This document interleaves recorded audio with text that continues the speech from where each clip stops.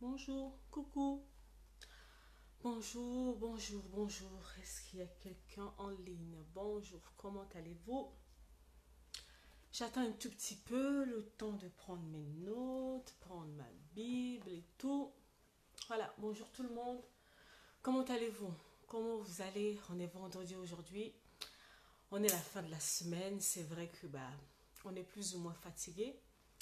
Mais quand même, quand il est l'heure de travailler, il est l'heure de travailler. Bonjour, bonjour Ludovic, comment ça va? Ça va? Comment ça va? On se retrouve par ici. Ça, c'est ma team Choisis la vie.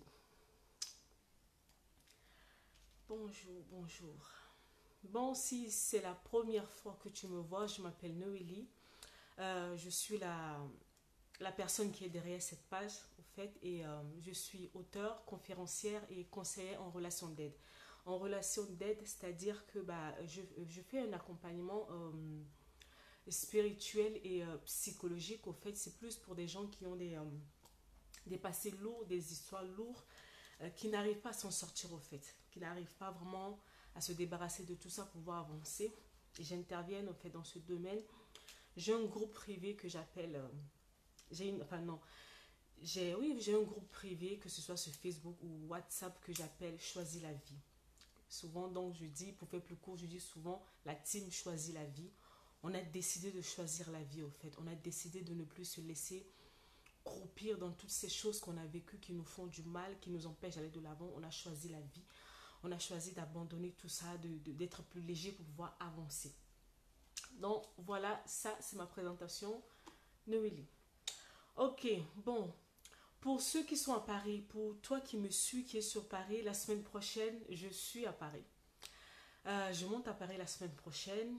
Donc, ce serait vraiment une occasion de te rencontrer. On te voit vis-à-vis, face à face. Ça me ferait vraiment, vraiment, vraiment plaisir. J'interviens dans une conférence la semaine prochaine.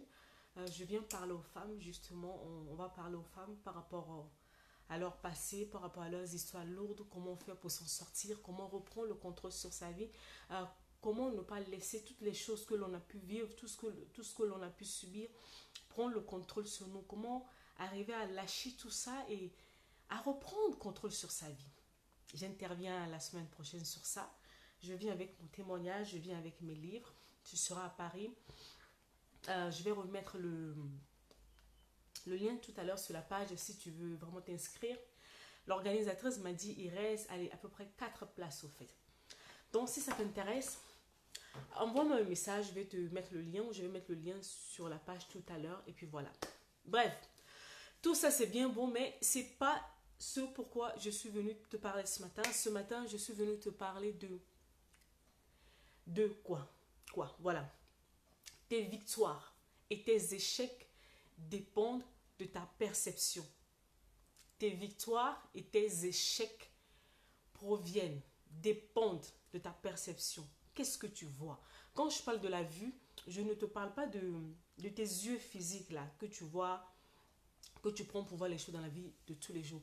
Je te parle de ta vue spirituelle, de tes yeux de la foi. Qu'est-ce que tu vois? Que vois-tu avec la foi que tu as? Que vois-tu? Je ne te parle pas de tes yeux physiques, de ce que tu peux voir avec tes yeux physiques. S'il te plaît, partage cette vidéo. J'avais oublié ça. Avant que je démarre dans le fond de mon sujet, s'il te plaît, on est pratiquement à 3500 sur la page et les vidéos ne se partagent pas, les choses ne se partagent pas. S'il te plaît, tout ce que je te demande, c'est regarde en bas de la vidéo. Il y a un endroit où on a écrit partager. Clique juste là-dessus et partage. Soit que ce soit sur ta page ou même par Messenger, tout ce que tu veux. Mais s'il te plaît, partage pour pouvoir aider d'autres personnes. Voilà. Donc, je disais que tes victoires et tes échecs, au fait, dépendent de ta perception, de ce que tu vois. Et pour pouvoir vraiment faire asseoir ce que je vais dire, je vais repartir dans la parole de Dieu. Ce qui est très important, il faut toujours repartir dans la parole. Et je pars dans une histoire que tout le monde connaît, hein, plus ou moins. C'est dans le livre de 1 Samuel chapitre 17. 1 Samuel chapitre 17. C'est une histoire que tout le monde connaît. C'est l'histoire de David et de Goliath. C'est quelque chose, c'est une histoire qui m'a toujours instruit. On peut le prendre en plusieurs manières, sous plusieurs sortes. Mais aujourd'hui, au fait, dans cette histoire de David et de Goliath, au fait, je voulais parler au fait des yeux de la foi, au fait. Il y avait une situation qui était là. Le peuple d'Israël était sorti au fait pour aller à la guerre. Et arrivé sur le champ de bataille, les deux camps se faisaient face à face. Vous savez, sur un champ de bataille, deux camps se regardent en face à face au fait. Et maintenant, à un moment donné, il va falloir s'affronter. Mais pour pouvoir s'affronter, il faut des courageux des deux côtés pour pouvoir au fait démarrer la guerre. Mais qu'est-ce qui se passe? Ce qui se passe, c'est que dans le camp adverse en face de l'Israël, chez les Philistins, il y avait un géant. Il y avait un géant qui s'appelait Goliath. Donc, au fait, physiquement, quand les gens le voyaient, les gens se disaient, mais c'est un géant, c'est impossible de l'abattre. Mais comment on va pouvoir battre cette personne? Un géant, il est tellement grand, il est tellement costaud, il est tellement. Et les gens, au fait, les guerriers d'Israël, que ce soit même le roi d'Israël à cette époque, Saül, ils voyaient que ces soldats, ils avaient peur d'aller affronter ce peuple-là parce qu'il y avait un géant qui était le chef de l'armée. Il y avait ce géant qui était là. Donc, vous imaginez, pendant 40 jours, 1, 2, 3, 4, jusqu'à 40 jours, les deux camps étaient face à face. Personne n'osait bouger parce que ils avaient peur. Les Israéliens, ils avaient peur de ce géant qui était en face d'eux dans le camp adverse. Ils avaient vraiment peur. La peur les avait paralysés parce qu'en fait, ils voyaient à leur taille. Ils voyaient sa carrure. Ils voyaient comment il parlait. Et puis, ce que faisait ce géant, c'est que ce géant, de temps en temps, tous les matins, c'est pas de temps en temps, tous les matins, la Bible nous dit que ces géants sortaient, au fait. Ils venaient devant et puis leur disait, envoyez une personne de votre côté. Le géant philistin, il disait aux gens d'Israël, envoyez une personne de votre côté pour venir se battre avec moi. Si vous arrivez à me battre, nous les Philistins, nous serons vos esclaves. Mais les Israélites, ils étaient paralysés par la peur.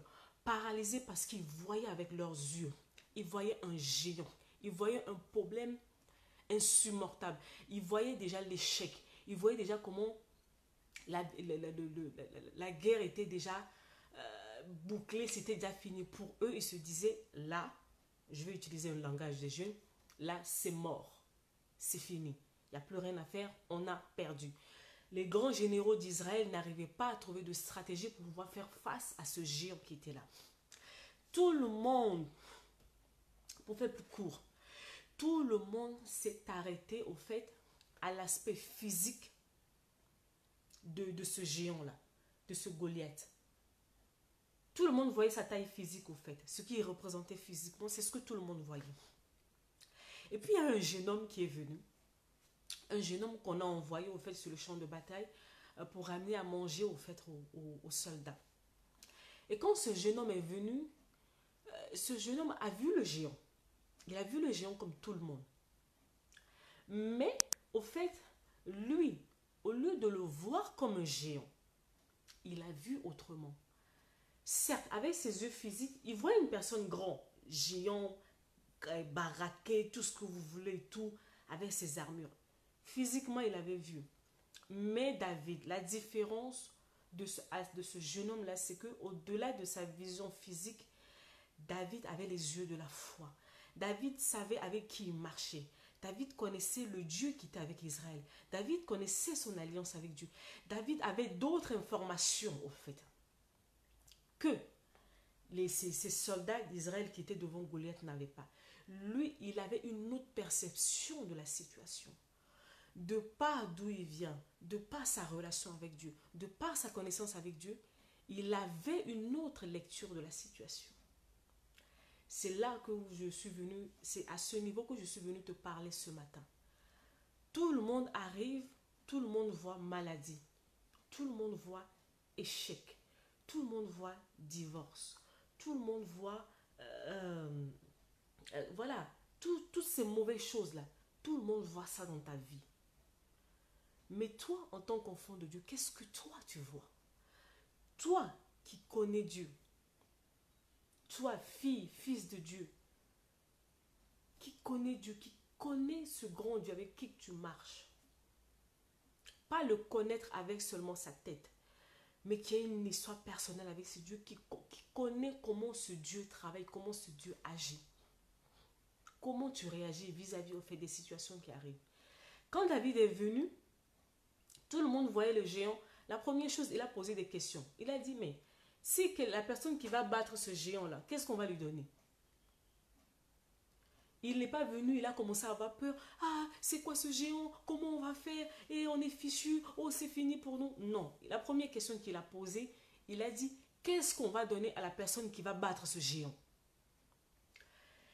Et quand, au fait, on lui a dit ce qu'on va remporter, au fait, en battant ce géant, il a maintenant regardé, maintenant ce géant, il a dit, mais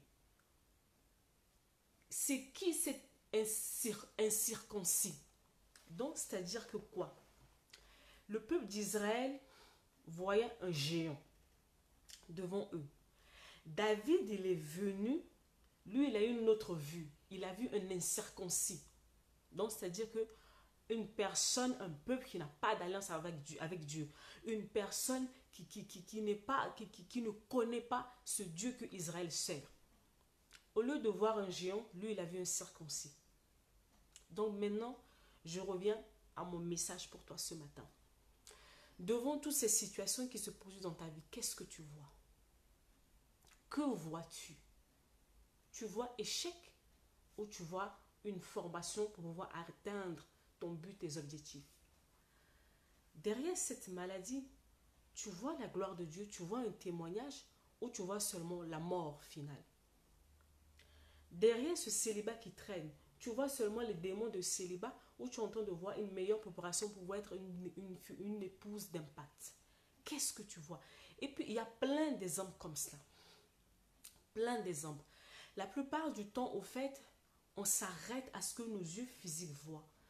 Et bien, ce matin, au fait, je suis venue te dire au fait qu'en tant qu'enfant de Dieu, tu ne peux pas te permettre au fait de t'arrêter sur seulement ce que tes yeux physiques voient.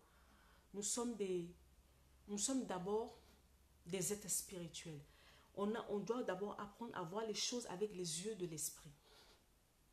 Qu'est-ce que tu vois? Dis-moi ce que tu vois ce matin par rapport à ta situation. Tu vois quoi?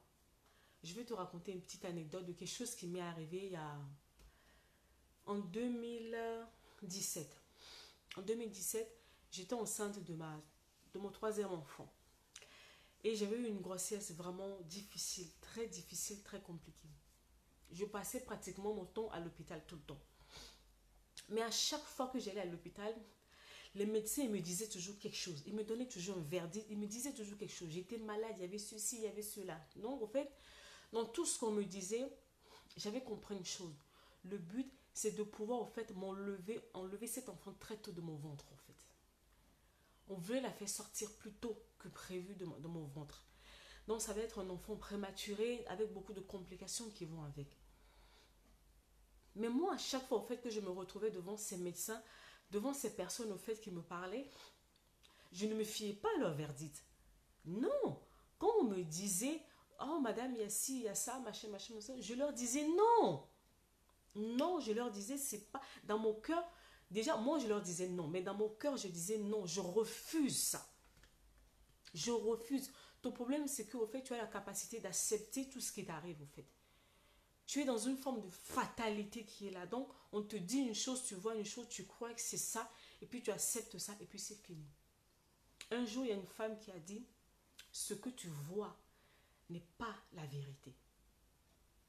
Ce que tu vois n'est pas forcément la vérité. La vérité, c'est ce que la parole de Dieu te dit. La vérité, c'est ce que Dieu t'a dit en amont. La vérité, c'est ce que Dieu dit dans sa parole. La vérité, c'est pas ce que tu vois. C'est pas les circonstances que tu vois. La vérité, c'est pas toutes ces choses qui t'arrivent. La vérité se trouve dans la parole de Dieu. La vérité se trouve dans ce que Dieu t'a dit dès le départ. Qu'est-ce que Dieu t'a dit? Que ce soit personnellement par une prophétie, ou que ce soit même dans sa parole, peu importe, qu'est-ce que Dieu t'a dit? Donc, j'étais dans cette bataille avec les médecins, ça a duré sur des mois, on voulait me sortir cet enfant.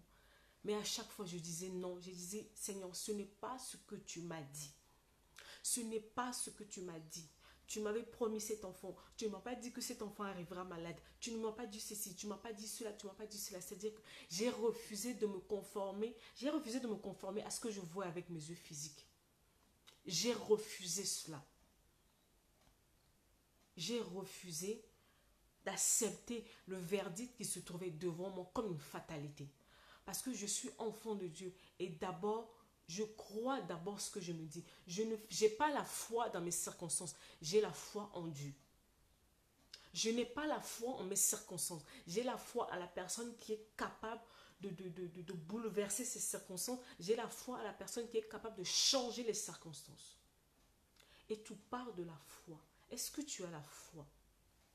Toute cette semaine, j'étais en train de parler des personnes au fait qui ont cette facilité à abandonner les choses que vous commencez vite. Et ce sujet, au fait, ça revient à la même chose. Tu vas me dire, oui, mais Noélie, c'est vrai, Dieu m'avait dit ceci, cela, cela, mais moi, je ne comprends pas. Je commence à faire ce que je suis en train de faire, mais les choses sont difficiles, les choses vont de travers, les choses vont mal. Maintenant, moi, je te réponds. Qui t'a dit que parce que Dieu a parlé, Dieu a dit que le chemin sera facile? Au fait, c'est ce petit truc-là que nous, entre guillemets, les enfants de Dieu, nous avons souvent. Nous pensons que la vie chrétienne, la marche avec Dieu, c'est un long fleuve tranquille. Je ne sais pas qui t'a dit ça, mais la personne t'a menti. Je ne sais pas qui t'a dit que le fait que tu as eu une vision, tu as reçu une prophétie, tu as reçu une parole, machin, machin, que cette chose qui t'est promise, la route va être parsemée, la route au fait va être facile, les choses vont se faire comme sur des roulettes, les choses seront faciles. Je ne sais pas qui t'a dit ça, mais laisse-moi te dire au fait que la personne a menti.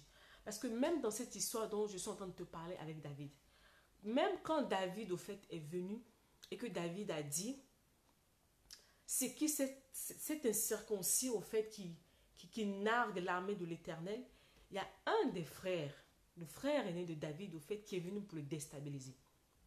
Vous pensez que quoi? Que quand vous allez vous lever pour pouvoir faire les choses, ça va être facile comme se dérouler, les choses vont bien marcher. Non, il y a des personnes, quand tu vas te lever pour faire ce que tu as à faire, et même quand Dieu a promis qu'il va faire telle chose, tu vas rencontrer l'opposition au chemin. Et cette opposition-là, ça peut venir de partout. Ça peut venir des personnes, ça peut venir des circonstances, ça peut venir de tout. Mais vous, dès que Dieu a dit une chose et que tu commences à faire la chose et que tu vois le contraire se produire, pouf, tu laisses tomber, tu te dis, oh non, c'est bon, c'est difficile, peut-être que, et puis tu abandonnes. Mais non, non. Si tu marches comme ça, en fait, tu n'arriveras jamais à atteindre tes objectifs. Ces victoires-là que Dieu t'avait promis, tu ne les atteindras jamais parce que tu laisses tomber à la première difficulté. Qui t'a appris que parce que Dieu est avec toi, que les choses seront faciles? Qui t'a appris ça? Qui t'a dit ça? La personne t'a menti. On voit tous les personnages qui sont dans la Bible. À chaque fois qu'ils se sont levés pour faire quelque chose, l'ennemi aussi s'est levé. Il y a eu de l'opposition. L'opposition fait partie de la marche chrétienne. Ça fait partie du game, comme on dit dans le langage des jeunes. Ça fait partie du jeu. L'opposition fait partie du jeu. Il n'y a pas... Donc, peu importe là où tu veux aller, si tu ne rencontres pas de l'opposition sur ton chemin, il faut te poser des questions. Il y aura toujours de l'opposition d'une manière ou d'une autre sur ton chemin. Mais maintenant, c'est à toi de voir. Est-ce que tu vas au-delà de l'opposition qui est en face de toi ou tu t'arrêtes seulement au mur qui est devant toi? Beaucoup d'entre vous, vous vous arrêtez au mur, devant le mur que vous voyez au fait. Vous ne voyez pas au-delà. Vous n'avez pas cette foi-là, ces yeux de la foi pour voir au-delà du mur qui se dresse devant vous, au-delà des obstacles qui se mettent devant vous pour visualiser la victoire finale. Vous vous arrêtez à l'obstacle. Vous ne regardez pas après l'obstacle. Vous ne prenez plus le temps de regarder la victoire finale. Vous ne voyez plus la fin. Vous vous arrêtez seulement à l'obstacle. Et je reviens à cette histoire où je parlais cette semaine, je disais, pour pouvoir faire ce que tu dois faire, même en tant qu'enfant de Dieu, je vais te dire, il y a des moments où la prière, ce n'est pas suffisant. Il va falloir être courageux. Il va falloir être déterminé. Il va falloir avoir beaucoup de... Donc, quand je dis beaucoup de courage, parce qu'il y a des moments, Dieu t'a parlé, Dieu t'a dit les choses, tu as la conviction, tu le sais, mais il y a une opposition, il y a une forte opposition qui va se lever devant toi. Et là, si à l'intérieur de toi, ton homme intérieur n'est pas solide, n'est pas bâti, n'est pas solide, si tu es une personne émotive qui se laisse emporter par les circonstances, par les émotions, par les choses qu'il voit, tu vas abandonner vite. La marche avec Dieu pour avoir les victoires que Dieu t'a prévues sur ce chemin de victoire, il y a le courage qui est là. Est-ce que tu es courageux? Ou tu préfères la facilité, tu préfères fuir? Dès que ça se complique un peu, pouf, tu fuis. Dès que ça se complique un peu, pouf, tu fuis. Tu n'es pas prêt. Tu n'es pas prêt pour avoir les victoires que le Seigneur t'a promis. Tu n'es pas prêt. Je te dis la vérité, tu n'es pas prêt. Si tu abandonnes à chaque fois qu'il y a une opposition sur ta route, tu n'iras pas loin. Et après, au fait, qu'est-ce qui va se passer? C'est que, au fait, tu vas commencer à devenir aigri, tu vas devenir amer, tu vas commencer à murmurer. Oui, Dieu l'a dit ceci, il n'a pas fait, il n'a pas fait. Mais est-ce que toi, tu as fait ta part? On revient toujours à cette notion de responsabilité. Dieu t'a promis, ok. Et quand Dieu parle, il a parlé, c'est fini, c'est scellé. Mais toi, qu'est-ce que tu fais? Parce que Dieu ne ment pas. Si tu vas d'échec en échec, ce n'est pas la faute de Dieu. Ça veut dire qu'il y a quelque chose que toi, tu ne fais pas. Donc, au lieu de passer ton temps à accuser le diable, à accuser le Dieu, si tu regardes ta partie au fait, si tu regardais vraiment ta partie à toi, tes responsabilités, qu'est-ce que tu fais? Oui, Dieu t'avait prévu ceci, oui, Dieu t'avait promis ceci, oui, Dieu t'avait promis cela. Mais toi, tu fais quoi en fait? Parce que souvent, et puis, nous les enfants de Dieu en général, on aime accuser le diable. Tu sais, par moment, hein, le diable, ce n'est pas ton problème. En tant qu'enfant de Dieu, en fait, le diable ne peut pas être ton problème numéro un. Non. Parce que déjà, lui, si tu es un enfant de Dieu, tu connais ton identité. Tu sais qui tu es. Tu sais que le diable, depuis 2000 ans, il a été vaincu déjà à la croix. Que lui, il n'a plus de pouvoir sur toi. Tu le sais. Mais ça ne l'empêchera pas de venir t'embêter. C'est son travail, c'est son boulot. On est, comme dit, en fait, on est dans un jeu. Chacun joue sa partition. Le diable, lui, son travail, c'est de venir t'embêter. Mais toi, tu fais quoi en face? Donc, dès que l'ennemi des diables, il y a quelque chose qui arrive, oh, moi, j'ai des problèmes, oh, moi. Toujours en train de se plaindre, toujours dans la victimisation. Et moi, et moi, et moi, et moi, et moi, et moi, et moi, et moi, et moi. Non. Qui es-tu? Quelle est ton identité? Qui es-tu? David est arrivé sur le terrain du combat. C'était un petit berger. Il n'était même pas soldat. Il n'était même pas soldat. Hein. C'était un berger qui gardait les animaux dans la brousse, là-bas, là-bas, là-bas, là-bas. Mais quand il est arrivé sur le terrain, David savait qui il était.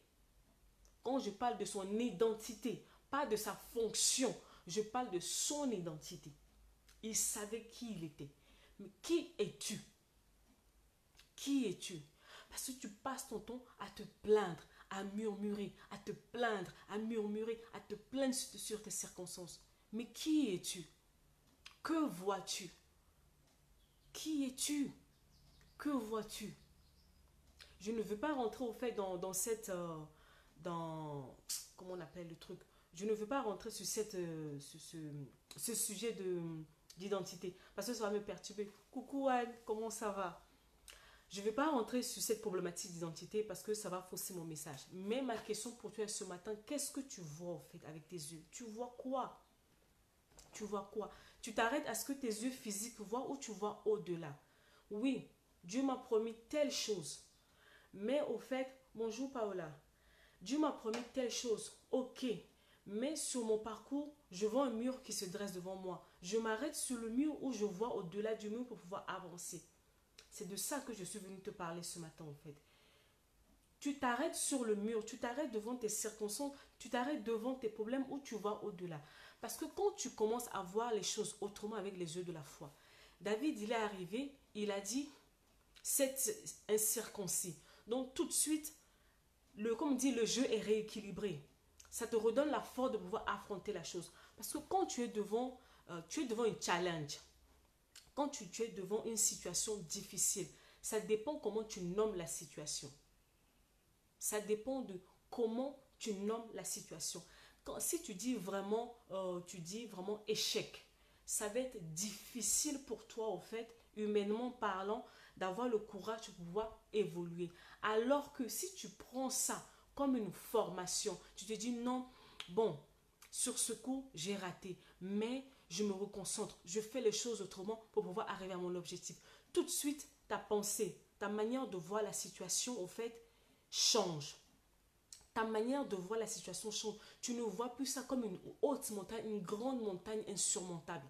Non, non, tu ne vois plus ça comme ça. Ça change complètement, en fait. Et ça te donne maintenant la force de pouvoir faire face à cette situation. C'est pour ça, ce matin, je te pose la question, qu'est-ce que tu vois? Qu'est-ce que tu vois? Devant toute situation qui se présente devant nous, devant toute situation qui se présente devant toi, tu dois donner un nom à cette situation. Et par rapport au nom que tu donnes à cette situation, c'est ça qui va te donner, au fait, la force nécessaire pour pouvoir faire face, au fait, à la situation en question. Si toi, quand la situation vient, tu vois ça impossible, sache que c'est sûr, ça va être impossible pour toi, en fait. Si tu vois que c'est impossible, tu l'as déjà décrété, au fait. Dans ton cœur, dans ta bouche, tu l'as déjà décrété impossible. Donc, voilà, c'est scellé, c'est fini, il n'y a plus rien à faire. Tu as dit que c'est fini. On prend un cas simple, au fait. Une femme, au fait, qui a des difficultés dans son foyer. Et là, au fait, elle voit bien que la finalité de cette histoire, ça part en divorce. C'est ce que la situation lui dit, au fait, physiquement parlant. C'est ce que la situation lui dit. La situation lui dit, là, il n'y a plus moyen de réconciliation. Il n'y a plus rien à faire. Il suffit juste de se séparer. Il faut seulement se séparer. C'est la finalité. Alors que, si maintenant, par ses yeux de la foi, elle voit ce problème dans son couple autrement, qu'elle donne un autre nom à cette situation qu'elle entend de vivre, la chose va changer. Elle va prendre maintenant les bonnes armes pour pouvoir rentrer en bataille, pour pouvoir gagner cette victoire-là. Parce que si toi-même déjà, tu pars déjà en mode défaitiste, tu te dis, ça y est, c'est fini, il n'y a plus rien à faire, c'est fini. Effectivement, c'est fini. Ne t'attends pas, je le dis encore, ne t'attends pas à ce que les choses soient faciles, que tout roule au fait que tu vas comme sur les roulettes. Non. L'opposition fait partie de notre marche chrétienne. Tu en auras toujours. Mais maintenant, quand tu es devant cette opposition, qu'est-ce que tu fais? Qu'est-ce que tu fais? Il y a 2 ans, je ne sais plus, je devais faire mon mariage civil, au fait. Et bien avant, en fait, avant de commencer les préparatifs, un jour, je dormais, j'avais fait un songe. Je voyais la cérémonie. Je voyais la fête, au fait. Mais je ne voyais pas, au fait, la mairie. Je ne voyais pas la cérémonie, la mairie. Il y avait un truc qui n'allait pas. Mais cette image, au fait, m'est revenue plein de fois. On était dans les démarches, on était dans les préparatifs. Les choses allaient. Mais mon cœur n'était pas en paix. Mon cœur n'était pas en paix. Le Seigneur me remettait cette image tout le temps. Je ne comprenais pas. Et puis à un moment donné, au fait, qu'est-ce qui m'est arrivé? Il est arrivé que le dernier papier qu'il fallait, au fait, pour débloquer les choses, pour pouvoir célébrer, au fait, ce mariage civil, on m'avait refusé de me le donner, au fait. On avait refusé. Et si ce papier me manquait, c'est-à-dire que la salle était louée, les choses, les invitations étaient lancées, tout était déjà parti. Tout était déjà parti. Maintenant, il me manquait ce papier-là. Sans ce papier, monsieur le maire ne pouvait rien faire. Je pouvais me dire que c'était fini. Parce que même mon ambassade ici, l'ambassade a dit non, madame, on ne peut pas vous donner ce papier-là pour telle raison. Oh, on était à quoi? Il me restait peut-être même pas un mois, moins de 2 mois avant le jour J. L'ambassade a refusé de nous donner le papier. J'ai dit ok, je ne me laisse pas abattre. La situation était devant moi. Bonjour Dorette, comment ça va? Rebonjour. La situation était devant moi. Je voyais que là, j'étais face à un mur. Mais ce mur que je voyais la finalité de ce que Dieu m'avait promis. Mais j'avais ce mur, au fait, qui paraissait infranchissable devant moi. Et j'avais le choix de croire que soit l'histoire s'arrêtait là, ou de croire, au fait, à ce que Dieu m'avait dit. Souvent, au fait, merci. Souvent, qu'est-ce qui arrive? Quand tu es devant les difficultés, quand tu es devant l'opposition, quand tu es devant les choses compliquées, tu as tendance à oublier ce que Dieu t'a dit. Quand les choses deviennent difficiles, tu oublies ce que Dieu t'a dit en amont, alors que tu ne peux pas oublier ce que Dieu t'a dit. Si tu oublies ce que Dieu t'a dit, tu ne peux pas aller de l'avant. La finalité, c'est ce que Dieu t'a dit. Comment tu vas arriver là-bas? Lui seul sait. Mais ne te fixe pas. Ne te fixe pas au fait sur le mur qui est devant toi. Ne t'arrête pas là. Lui, il t'attend à la finale. Il t'attend à la finalité. Il est déjà au point d'arrivée. Dieu t'attend au point d'arrivée. Mais toi, tu es là sur le chemin.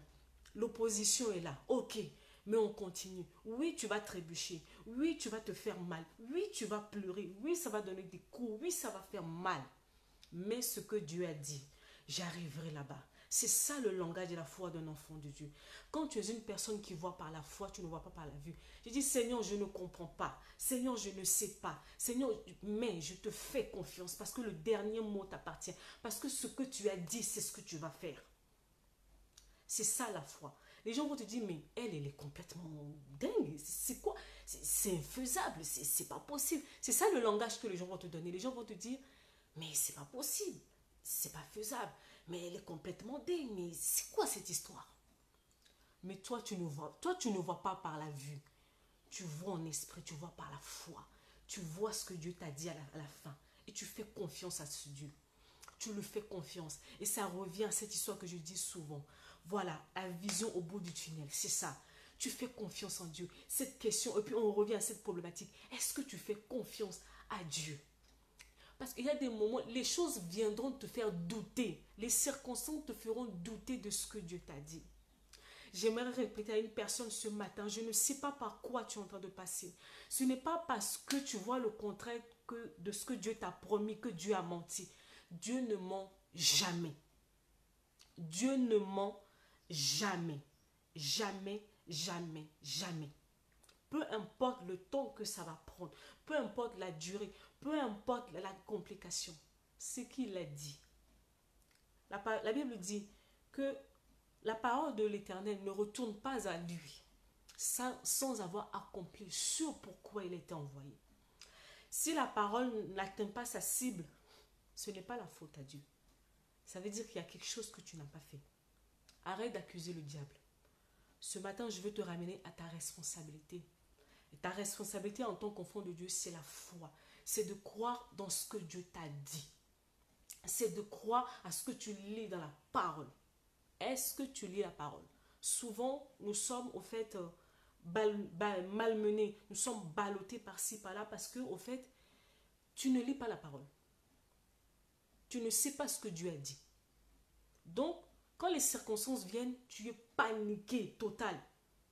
Tu es en panique totale, tu vas dans tous les sens. Tu ne sais pas quoi faire parce que tu ne sais pas ce que Dieu dit vis-à-vis de ces circonstances qui t'arrivent au fait. Toujours cette responsabilité. Arrêtez de vouloir toujours accuser Dieu, accuser les autres, accuser le diable. Prenez vos responsabilités. Dieu, il a déjà parlé. Lui, sa parole, c'est déjà scellé, c'est fini. Le reste, c'est ta part. Que vois-tu? Dieu a déjà parlé. Les complications arrivent. Que dis-tu de ce qui arrive?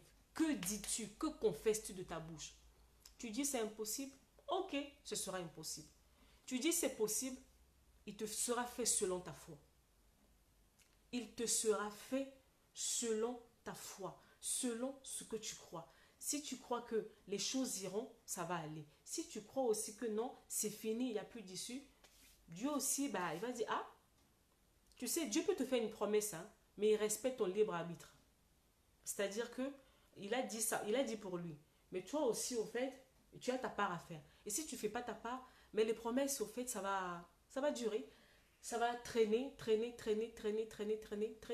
Pendant des années, tu tournes dans les mêmes choses. Tu vas dire, Dieu a menti. Dieu n'a pas menti, c'est toi.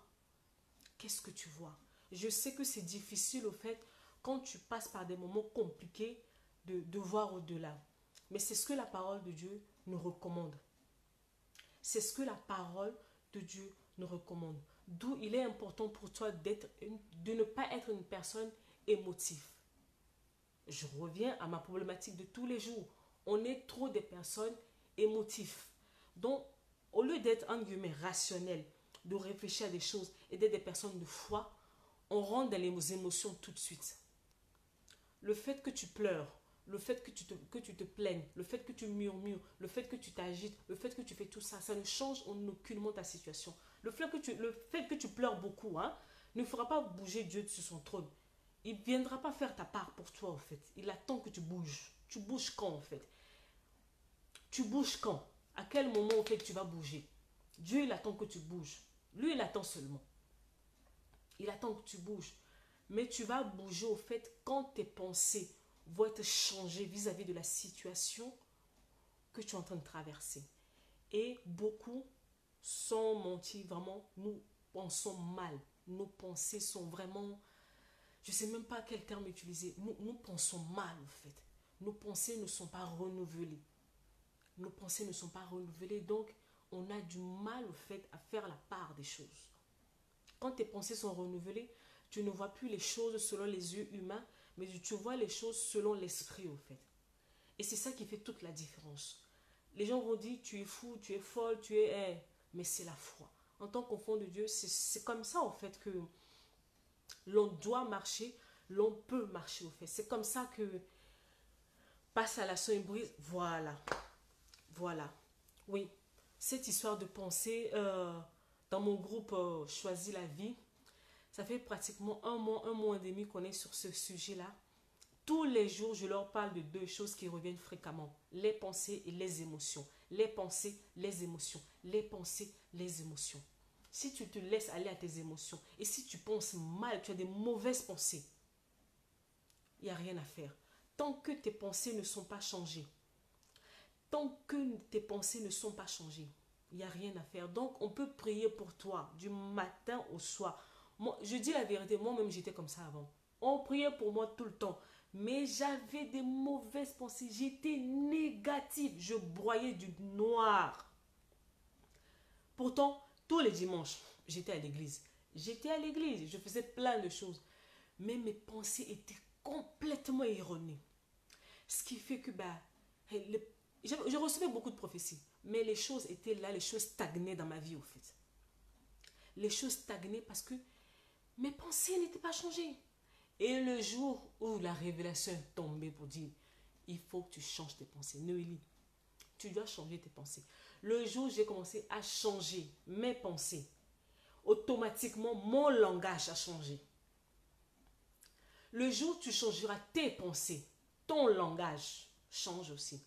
Et souvent, le problème, c'est que quand tu as des mauvaises pensées, tu as des mauvaises paroles sur ta propre vie. Et la Bible dit que la vie et la mort sont au pouvoir de la langue. Donc, tout le temps, en fait, quand tu sors de mauvaises paroles de ta bouche, toi-même, tu es en train de maudire ta vie. Tu maudis ta vie, tu maudis ta vie, tu maudis ta vie. Tu maudis ta vie sans te rendre compte toi-même, par tes propres paroles. Tu maudis ta vie. Donc, voilà ce que je suis venue te dire ce matin. Le problème, ce n'est pas les réalités qui sont dans ta vie. Le problème se trouve au niveau de ta perception. Qu'est-ce que tu vois? Et qu'est-ce que tu vois dépend de qu'est-ce que tu en penses, tes pensées, comment tu vois la chose. Il s'agit de ta responsabilité. Personne ne viendra faire le ménage dans ta tête. Personne ne viendra voir pour toi. C'est de ta responsabilité. Les promesses que Dieu t'a faites sont là. Elles sont vraies. Dieu ne ment pas. Mais Dieu attend que tu te lèves. Donc lui-même, Dieu-même, il est assis sur son trône là-bas. Il est là et puis il te regarde. Il dit, depuis que j'ai parlé, cet enfant-là ne bouge pas. Je lui ai tout donné. Je lui ai tout donné. Donc Dieu-même, il est là, il regarde. Jusqu'à quelle année? Donc Dieu te voit, tu tournes. Tu pleures, tu gémis. Donc c'est comme un bébé. Tu gigotes, tu t'énerves. Et puis Dieu te regarde et te dit, mais je t'ai tout donné. Je ne peux plus rien faire pour toi. Je ne peux plus rien faire pour toi. Tout est dans tes mains déjà. Lève-toi. Lève-toi. Sors de la passivité. Sors de la passivité. Prends ta vie en main. Prends ta vie. Lève-toi et brille. Yes, c'est de ça qu'il s'agit. Lève-toi et brille. Prends ta vie en main. Arrête de toujours accuser les gens. Arrête de toujours projeter les choses sur les gens. Deviens responsable de ta vie. Deviens responsable de ta vie. C'est vrai que c'est pas plaisant ce que je te dis. Tu aimerais bien que je vienne là, que je te dis, ah, tu sais, c'est le diable qui a fait, c'est le diable qui a fait, c'est ton oncle là-bas, c'est ta tante là-bas, c'est ton cousin là-bas. Non, je ne vais pas te dire ça. C'est la solution de la facilité. Je suis venu te dire de prendre tes responsabilités. Lève-toi et brille. Oui, c'est de ta responsabilité. C'est un ordre que Dieu t'a donné. Lève-toi. Les Parisiens, on se voit la semaine prochaine par la grâce de Dieu. C'est ce que je suis vraiment venu te dire ce matin. Prends ta vie en main, s'il te plaît. Change ta manière de voir les choses. Les promesses d'or, ça ne dépend que de toi. Tout entre tes mains. Dieu t'a déjà tout donné. Tu as tout dans les mains. Lève-toi. Voilà ce que je suis venue dire ce matin. S'il y a une question ou des questions ou je ne sais pas quoi, je suis là, je réponds un peu et puis je vais y aller. Les Parisiens, comme je dis, j'arrive la semaine prochaine, vraiment, par la grâce de Dieu. Je viens voir les femmes. Si tu es à Paris et si je ne te vois pas la semaine prochaine, vraiment, c'est pas bien. Faut qu'on se voie la semaine prochaine. C'est très important. On va parler aux femmes. On va leur dire que c'est possible de s'en sortir. On va leur dire qu'il est temps de reprendre leur vie en main. On va leur dire que il faut prendre conscience de son identité. On va leur dire plein de choses. Donc, tu es invité. Tu es mon invité spécial. Donc, voilà, s'il n'y a pas vraiment de questions, je vais y aller. Je vais l'évacuer à mes autres activités. Que Dieu vous garde. Je vous souhaite vraiment une bonne journée. On est encore le matin. Une bonne journée. Un bon week-end. Et puis, on se voit la prochaine. Ciao. Au revoir.